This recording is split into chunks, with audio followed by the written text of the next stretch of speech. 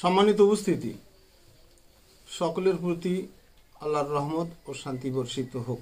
রব্বি আউযু বিকা মিন হামাযাতিশ শায়াতিন ওয়া আউযু বিকা রব্বি আইয়াদুরুন আনতা মাওলানা ফানসুরনা আলাল কাওমিল কাফিরিন ফাইজা কারাতাল কুরআনা ফাস্তাইজ বিল্লাহি মিনাশ শাইতানির রাজিম রব্বি জিদনি ইলমা।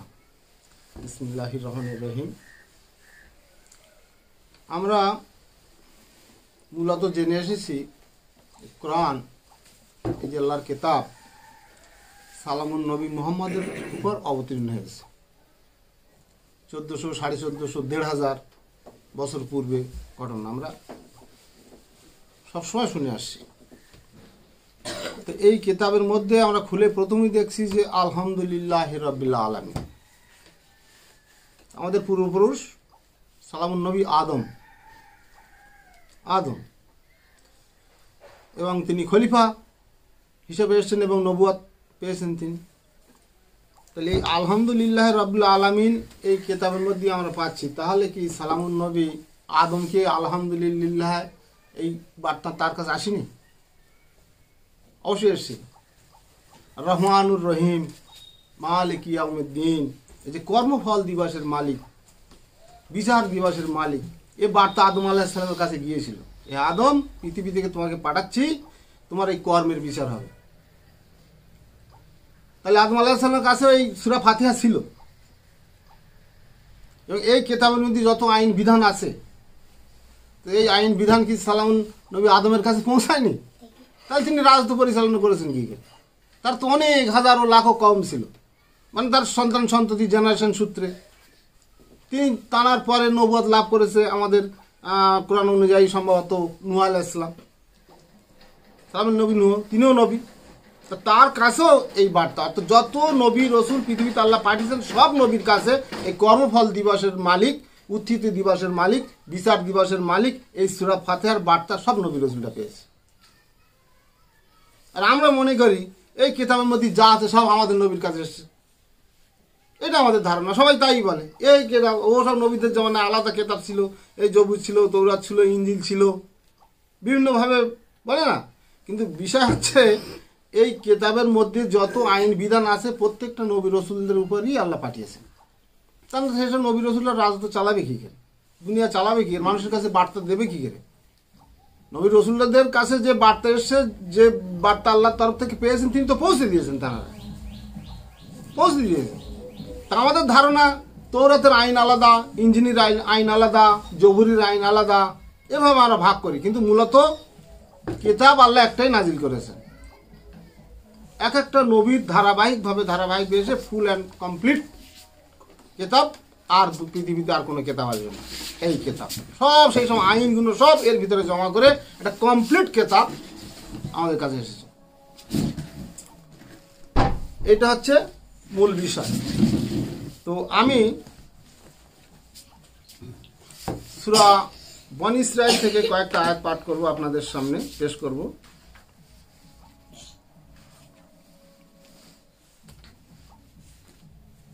সূরা বনী ইসরাইল। স্যার, বনী ইসরাইল শব্দের অর্থ কি? বনী ইসরাইল শব্দের অর্থ কি? আওয়াজটা বন্ধ করেন, আলাপ আলোচনা বন্ধ করেন।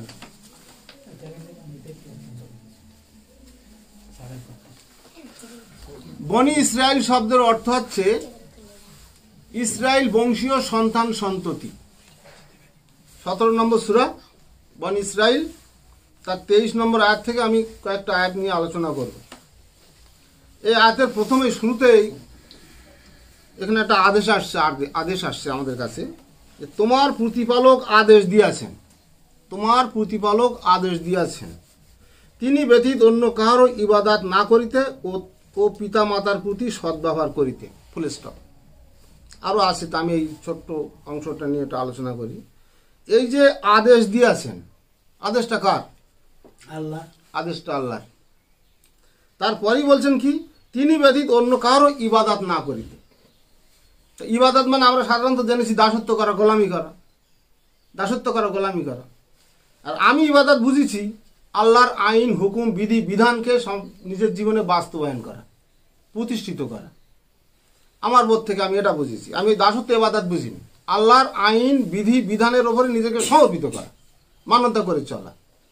তাহলে এটা যদি আল্লাহর ইবাদত হয়, তাই এই ইবাদতের মধ্যে বলছেন কি যে তুমি পিতা মাতার প্রতি সদ্ব্যবহার করিতে। এই আদেশটা কার? আল্লাহর হুকুম। তো এই আল্লাহর হুকুম যেটা ইবাদত বলছি, ওইটাই আল্লাহর হুকুম, মানে ওইটাই সালাত। ইবাদত আর সালাতের মধ্যে এমন কোনো পার্থক্য নাই। যার মধ্যে ইবাদত নাই তার মধ্যে সালাত নাই, যার মধ্যে সালাত নাই তার মধ্যে সিজদা নাই, তার মধ্যে রুকুও নাই। বুঝা গেল? এই কোরআন হচ্ছে একটা গুহা, আলোকিত গুহা। এই গুহার মধ্যে প্রবেশ করতে হবে, তাহলে সেই আলো আমরা পাবো। আর গুহার বাইরে যদি ঘোরাফেরা করি, তাহলে এই গুহার আলো আমরা অর্জন করতে পারবো না। তাহলে এখানে পিতামাতার সদ্ব্যবহার করিতে, তাদের একজন অথবা উভয়ে তোমার জীবদ্দশায় বার্ধক্যে উপনীত হইলে তাদের উফ বলিও না, উফ বলিও না, এবং তাদেরকে ধমক দিও না, তাদের সঙ্গে সম্মান সূচক কথা বলিও। আল্লাহর আদেশ না? এই আল্লাহর আদেশটাই তো আল্লাহর ইবাদত, আল্লাহর ইবাদতের মধ্যেই তো। আর এটাও তো সালাত, আল্লাহর আইন হুকুম যেটা দিয়েছে, যদি আমরা মান্যতা না করি, এই আইনটা যদি আমরা না মানি, তা আমরা সালাতে থাকলাম, আল্লাহর ইবাদতে থাকলাম, আল্লাহকে সিজদা করলাম, আমরা রুকু করলাম। তাহলে ইবাদত দিয়ে আমরা কি পাচ্ছি? ইবাদতের মধ্য থেকে সব এই গুহা, পুরো কোরআনটাই ইবাদতের মধ্যে। আর এই ইবাদতের মধ্যে আমাদেরকে প্রবেশ করতে হবে। ইবাদত মানেই হচ্ছে আপনার আল্লাহর আইন হুকুম, আদেশ নিষেধ মান্যতা করে চলা। আল্লাহ যেটা নিষেধ করেছেন তা আমরা বর্জন করব, যেটা হুকুম দিয়েছেন, আদেশ করেছেন, তা আমরা মান্যতা করে চলবো। এই মান্যতা করে চলি যদি, যারা চলবে তারা ইবাদতের মধ্যে আছে, তারা সালাতের মধ্যে আছে, তারা সিজদার মধ্যে আছে, তারা রুকুর মধ্যে আছে, তারা আমানু, তারা মুমিন, তারা বিশ্বাসী, তারাই মুসলিম, সাদেকিন, তারাই মুসলিম। এর মধ্য থেকে যদি কোনো আইন, কোনো আদেশ যদি একটুকুনি আমরা অমান্য করি, তাহলে আমরা সব শেষ, সব শেষ। যেমন এই বলে না, প্রবাদের কথা আছে না, এক মন দুধে যদি এক পোয়া কি কয়েক ফোঁটা যদি চুনা দেওয়া হয়, যেমন দুধকে নষ্ট করে দেয়, তেমনি আমরা যতই ইবাদত, যতই সালাত, যতই রুকু, যতই সিজদা, যা কিছু করি, আমানু, নিজেকে মুসলিম বলে দাবি করি, যে কোরআনের আইন হুকুম বিধি বিধানের মধ্যে একটা যদি সীমা লঙ্ঘন করি, তাহলে আমরা আর মুমিন থাকলাম? আমরা আত্মসমর্পণকারী থাকলাম? মুসলিম থাকলাম? তাহলে ইবাদত হচ্ছে আল্লাহর এই যে গুহা, আর গুহাটাই হচ্ছে আল্লাহর কেতাব, আর কেতাবের মধ্যে আছে আলো, ওই গুহার মধ্যে আলো। তাহলে আমরা যারা মুসলিম বলে দাবি করি, আল্লাহর এই কেতাব বা আল্লাহর এই গুহা, আলোকিত গুহার মধ্যে আমাদেরকে প্রবেশ করতে হবে। যদি আমরা প্রবেশ না করতে পারি, আর এর থেকে যদি আলো না নিই, তা আমরা সব শেষ। আমাদের যত রকম সালাত, ইবাদত, আপনার আমানু, মুসলিম যাই বলে দাবি করি না কেন, সিজদা, রুকু, সব বরবাদ, কিছু টিকলো না। এবারে হ্যাঁ, ওই উফ মানে ওখানে বিরাক্ত লেখা থাকে। বিরাক্ত লেখা আছে, উর্দু শব্দটা উফ। এবারে বলছে কি, আল্লাহ হুকুম দিচ্ছে কি, যে তোমাদের পিতামাতা জীবদ্দশায় বার্ধক্যে যদি উপনীত হয়, তাদের ধমক দিও না, এবং তাদেরকে উফ কথাটা ব্যবহার করো। মনে করো উফ মানে বিরক্ত বোধ করা, উফ এই কথাটা ব্যবহার করো না। কারণ দেখা যাচ্ছে আপনার পিতা প্যারালাইসিস, অসুস্থ হয়ে পড়ে আছে, তার নানান রকম শারীরিক কষ্ট হচ্ছে, আপনার মাতা কাপড় চোপড় নোংরা করে ফেলেছে, যন্ত্রণাদায়ক অবস্থা আছে, চিল্লাবিল্লি করছে, তার নানান রকম কথা বলছে। এখন আপনি বিরক্তিসূচকভাবে উফ, উফ মানেই বিরক্তি বোধ করা, তা আপনি এই উফ কথাটা ব্যবহার করতে পারবেন না। যদি করেন, তাহলে দেখা যাচ্ছে আল্লাহর যে আইন, আল্লাহ যে বিধানটা দিয়েছে, এই বিধানে আপনি সীমা লঙ্ঘন করেছেন। এটা আমরা জানলাম, এটা আল্লাহর হুকুম, আল্লাহর আদেশ। তাহলে আমাদের যাদের পিতামাতা আছে, যদি আমরা আল্লাহর কোরআনের অনুসারী হই, যদি আমরা মুসলিম বলে দাবি করি, তাহলে পিতামাতা যতই যন্ত্রণাদায়ক, যতই কষ্টে থাক না কেন, তাদের এই চিৎকারে চেঁচামেচিতে আপনি উফ কথাটা ব্যবহার করতে পারবেন না। বরং উফ কথাটা ত্যাগ করে, পিতা কি কষ্টের মধ্যে আছে, মাতা কি কষ্টের মধ্যে আছে, তার কাপড় চোপড় নোংরা থাকলে পরিষ্কার পরিচ্ছন্ন করার দায়িত্ব আপনার। তাহলে আমাদের যাদের পিতামাতা আছে, নিশ্চয় আমরা এই আল্লাহর এই আইন বা আল্লাহ হুকুমের সীমা লঙ্ঘন আমরা করব না, এটা আমরা অঙ্গীকারবদ্ধ। পরের আয়াতে বলছে, মমতা বসে তাহাদের প্রতি নম্রতার পক্ষপুট অবনমিত করিও। মমতা বসে, মানে পিতামাতা যতই যাই করুক না কেন বিরক্তি বোধ না করে তাদেরকে মমতা মানে তাদেরকে ভালোবাসা উজাড় করে দিতে হয়।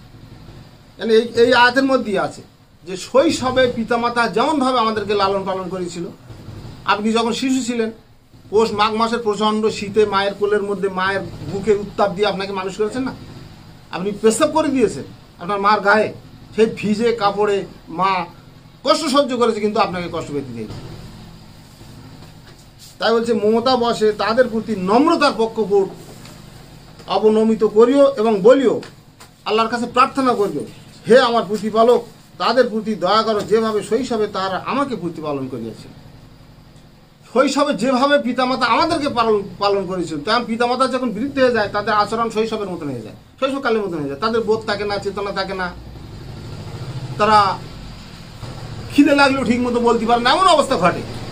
তাই এখানে আল্লাহর কাছে প্রার্থনা করতে বলছে যে আল্লাহর কাছে প্রার্থনা করো যে আমার পিতামাতা অসহায় হয়ে পড়ে রয়েছে, যে শৈশবে তারা আমাকে যেভাবে লালন পালন করেছিল আমরা যেন সেইভাবে পিতামাতার খেদমত করতে পারি, পিতামাতার বিরক্তিতে কষ্টে যেন উফ না করতে পারি।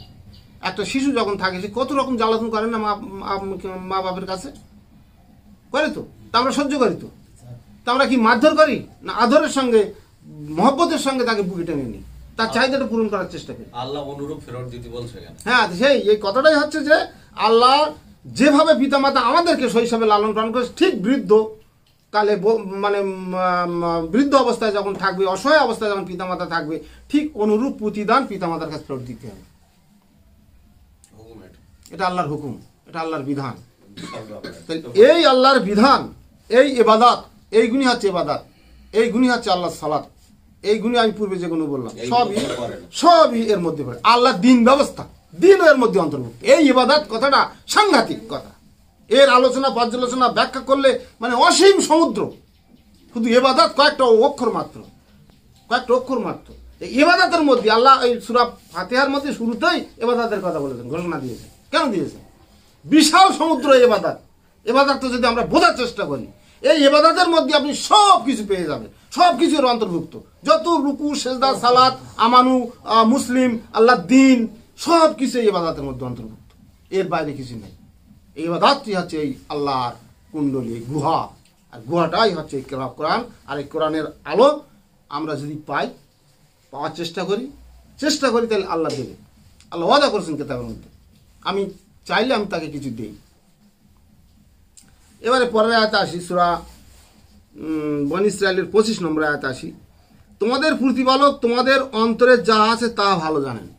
আমার অন্তরে, আপনার অন্তরে, সকলের অন্তরে কি আছে, আমরা কি চিন্তা ভাবনা করি আল্লাহ অবশ্যই অবগত। ঘুমিয়েও কি চিন্তা করি, মানে শুয়ে পড়ে রাত্রি যাবো না, অন্ধকারে বসে ঘরের লাইট জ্বালিয়ে কি চিন্তা ভাবনা করছি, আমার ব্রেন, আমার মগজ, আমার নফস কি করতে চায়, কি বলতে চায়, আল্লাহ বলছে আমি অবগত। তাহলে আল্লাহ লুকিয়ে কোনো কিছু করা অসম্ভব, অসম্ভব। আল্লাহর মানে আড়াল করে কোনো কিছু করা অসম্ভব। আমাদের চিন্তা ভাবনাটা আল্লাহ বলছেন অবগত। এখন আমাদের গতদিন মকবুল স্যার বলছিলেন, আমাদের সম্মানিত মকবুল স্যার গতদিন একটা বলছিলেন, আপনার খেয়াল করেছেন কিনা জানি, যে আল্লাহ পৃথিবীতে সমুদ্রে কতটা বালুকার রাশি আছে তাও আল্লাহ অবগত। এই কিতাবের মধ্যে আছে যে আপনার তাম পৃথিবীতে যে কতটা পিপিলিকা আছে, পিঁপড়ে।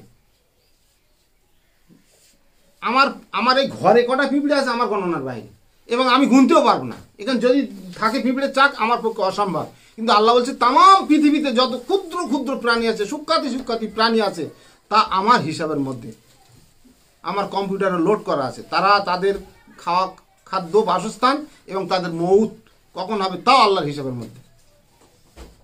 আল্লাহ সম্পর্কে কি ভাববে আর আমরা কি ভাববো, যে সমুদ্রে কতটা বালুকার রাশি আছে। আমাদের মকবুল স্যার যেটা গতদিন বলেছিলেন, আমার খুব ভালো লেগেছে কথাটা শুনতে, যে তাও আল্লাহর হিসাবের মধ্যে আছে। চিন্তা করেন যে তোমাদের প্রতিপালক তোমাদের অন্তরে যা আছে তাহা ভালো জানেন। এই কথাটি যদি তোমরা সৎকর্ম পরায়ণ হও তবেই তো তিনি আল্লাহ অভিমুখীদের প্রতি অতিশয় ক্ষমাশীল, সৎকর্ম পরায়ণশীল। মালিক ইয়াউমিদ্দিন, কর্মফল দিবসের মালিক। তা আমাদের বিচার হবে কি? এই সৎকর্ম পরায়ণশীলরা তারা ক্ষমাশীল। তা ক্ষমাশীল মানে আল্লাহর নৈকট্য লাভ করেছে তারা, সৎকর্মশীলরা। আর সৎকর্মশীলদের জন্যই জান্নাত। এই কিতাবের মধ্যে অসংখ্য আয়াত আছে যে সৎকর্মশীলদের জন্যই জান্নাত। যে সৎকর্মশীল এই আল্লাহর এই ইবাদাতের মধ্যেই থাকতে হবে। এই ইবাদাতকে ছেড়ে আপনি কোথাও যেতে পারবেন না, কোথাও যাওয়ার রাস্তা নাই আপনার। তারপরে আয়াতে বলছেন যে সৎকর্মপরায়ণ হও, তবেই তো তিনি আল্লাহ অভিমুখীদের প্রতি অতিশয় ক্ষমাশীল। তাহলে আমরা সৎকর্মশীল হব না অসৎকর্মশীল হব? এখন আমি আজকে আসছিলাম, আসতে আসতে আমার একটা বন্ধু ডাকছে, আমাকে নাম ধরেই ডাকছে, ভাই ভাই করে বলছে, ওরা জানে আমরা কোথায় যাচ্ছি, সে জানে, অবগত আছে। বলছে তোমার প্ল্যাটফর্ম, তোমার দাড়ি গোপ সব চাষা। তা আমি পাকা রাস্তার উপরে বলে আমি তার আর উত্তর দেয়নি, তবে পরে আমি তার সঙ্গে বসবো।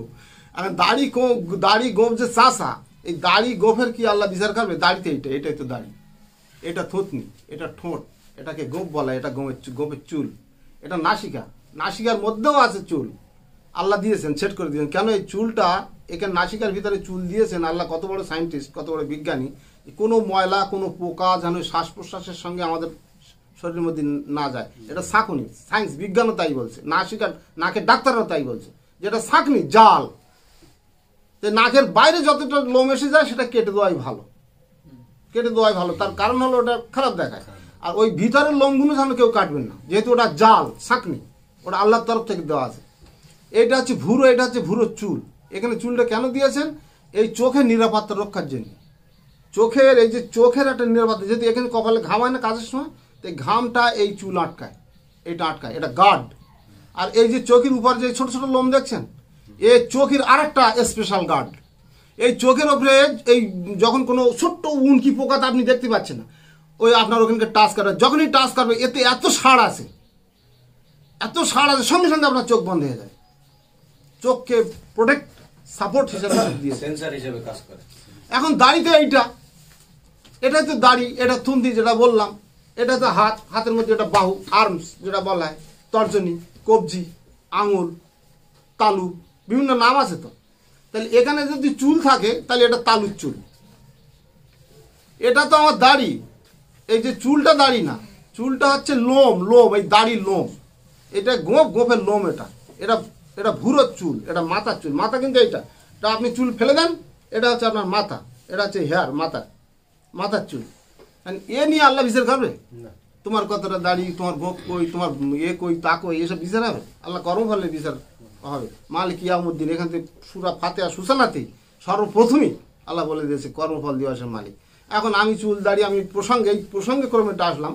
এখন আমার চুল দাড়ি যেভাবে থাকা নবীর সুন্নত বলে বলছে, আসলে নবীর তো কোনো সুন্নত নাই, সুন্নাত হবে আল্লাহ, রীতিনীতি নিয়ম বিধান আল্লাহরই হবে।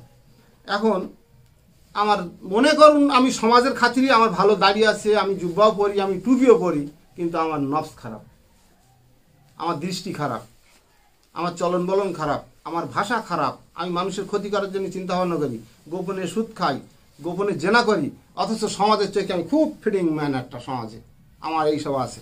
এইসবের কোনো বিচার হবে না আল্লাহর কাছে, এইসব জিনিসের কোনো মূল্য নাই। নফসের পরীক্ষা হবে, কুল্লু নফসুন জায়কাতুল মউত। আল্লাহ বলছে আমি যা সৃষ্টি জীব করেছি সমস্ত জীবের মৃত্যু হবে, কিন্তু একটা জিনিসের মৃত্যু হয় না। মানুষ মরে গেছে, কিন্তু যেটা রূহ বা যেটা জান বলে তার তো মৃত্যু হয় না, মৃত্যু হয় নফসের। ওটা 8 নম্বরটা সম্ভবত আমি ভুলে যাচ্ছি। তো যাই হোক, আমি পরে আসি। হ্যাঁ, কুল্লু নফসুন জায়কাতুল মউত, নফসের মৃত্যু। এবারে আত্মীয় স্বজনকে দিবে, এই যে আপনার এই যে পরপর আইন আসছে, আইনটা হচ্ছে এই যে এখানে আমরা প্রথমে কি পড়লাম, ইবাদতের মধ্যে এইসব আসছে যে আত্মীয় স্বজনকে দিবে তাহার প্রাপ্য। আত্মীয় স্বজন কি, আপনার বোনের বিয়ে হয়ে গেছে, বোন আপনার আত্মীয় না, তা আপনার সম্পদের হক বোনের নেই, তার পিতার সম্পদের হক নেই।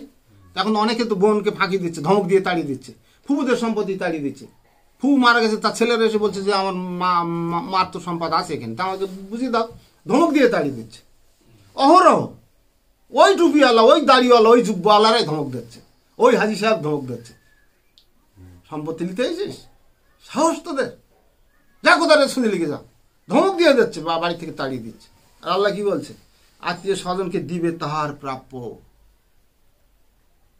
তা ওই সব টুপিওয়ালা দাড়িওয়ালা যদি এই গুহার মধ্যে প্রবেশ করতো, এই গণ্ডির মধ্যে, এই আল্লাহর কেতাবের মধ্যে, এই গুহার আলো যদি ছিটে ফোটা তাদের অন্তরে থাকতো, তাহলে তার আত্মীয় স্বজনের সঙ্গে দুর্ব্যবহার করতে পারতো না।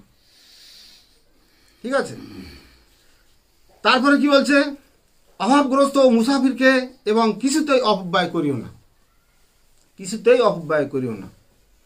একটা আছে যে আমরা স্কুলে পড়েছি যে যেজন দিবসে মনের হরসে জ্বালায় মোমের বাতি, আশু গৃহে তার দেখিবে না আর নিশীতে প্রদীপ ভাতি। এই কোরআনের এই আয়াতের সঙ্গে এটা মিলে যায়, অপব্যবহার করিবে না, অপচয় করিবে না। এখন এটার অর্থ হচ্ছে আমার ঘরে মোমবাতি রয়েছে, এখন আমি দিনের বেলা মনের আনন্দে মনের হরসে দিনের বেলা জ্বালাচ্ছি, মজা করছি, আছে আমার অনেক সম্পদও আমার অনেক, ছোট করে দেবো। আচ্ছা, তাহলে এমন একটা সময়, এমন একটা পরিস্থিতি আমার এসেছে, আমার রাত্রিতে ঘরে কেরোসিন তেল নাই, আলো জ্বালানোর কিচ্ছু নাই, আমার দরকার এখন মোমবাতি। কিন্তু মোমবাতি তো আগে ধ্বংস করে দিয়েছি যখন ছিল, কিন্তু আমার প্রয়োজনের সময় আমরা পাচ্ছি না। অপচয় নষ্ট, এই যে অপব্যয়ের কথা বলা আছে, আল্লাহ সম্পদ অনেকে দিয়েছে, সম্পদ কোথায় ব্যয় করতে গিয়ে বলেছেন, এতিম মিসকিন অসহায় অভাবগ্রস্ত পিতৃহীনদের যারা হাত পেতে চায়, দুস্থ অসহায়দের দিতে হবে তো। এখন তা না করে আমি আনন্দ করে এখানে বারে যাচ্ছি, এখানে যাচ্ছি, এ খেলায় যাচ্ছি, ও খেলায় যাচ্ছি, টাকা সম্পদ আমার চোখের সামনে অনেক সম্পদ, জমি সম্পদ বেছে বেছে বেছে বেছে তারা আনন্দ ফুর্তি করেছে, শেষ জীবনে তারা না খেয়ে মারা গেছে, অপচয় নষ্ট করে। তাই অপব্যয় সম্পর্কে আল্লাহ খুব সাবধান করে দিয়েছে, অপব্যয় করিও না। যারা অপব্যয় করে তাহারা তো শয়তানের ভাই, অপব্যয়কারীরা শয়তানের ভাই, এবং শয়তান তাহার প্রতিপালকের প্রতি অতিশয় অকৃতজ্ঞ। এরা তফসির করা লাগবে, ব্যাখ্যা করা লাগবে? আল্লাহ তো কেতাব তফসির করে দিয়েছে। আল্লাহর কেতাব বোঝার জন্য কোনো জালালাইন পড়ার দরকার হয় না, কোনো আপনার ওই মারিফুল কেতাব পড়ার দরকার হয় না। আর এই কোরআনে হাদিস আছে, কোরআনের ব্যাখ্যা, ওসব ব্যাখ্যারও প্রয়োজন হয় না, কোরআন যথেষ্ট বোঝার জন্য। আল্লাহ বলছে আমি তফসির করে দিয়েছি। এখানে একটা আয়াত রয়েছে, সুম্মা ইন্না আলাইনা বায়ানাহু, ইহার বিশদ বিবরণ ব্যাখ্যার দায়িত্ব আমার। আল্লাহ ব্যাখ্যা করে দিয়েছেন। পরের আয়াত 28 নম্বর আয়াতে বলছে, এবং যদি উহাদের হইতে তোমার মুখ ফিরাইতেই হয়, তোমার প্রতিপালকের নিকট হইতে অনুগ্রহ লাভের প্রত্যাশায়, তাহা হইলে তাহাদের সঙ্গে নম্রভাবে কথা বলিল। এই শয়তানের বন্ধুরা যখন আসবে তাদের কথা তো মানা যাবে না, কিন্তু তাদের সঙ্গে বিমুখ হওয়া যাবে না, রাগান্বিত হওয়া যাবে না, ঝগড়া বিবাদ করা যাবে না। এই কথাটা এখানে বোঝানো হয়েছে, নম্রভাবে কথা বলিও। তুমি তোমার হস্ত তোমার গিরিবায় আবদ্ধ করিয়া রাখিও না, এবং উহা সম্পূর্ণ প্রসারিত করিও না, তা হইলে তুমি তিরস্কৃত ও নিঃস্ব হইয়া পড়িবে। ওই যেটা আমি বললাম, হাত একদম কুক্ষিগত করে রাখা যাবে না, আবার সম্পদ তালা মেরেও রাখা যাবে না।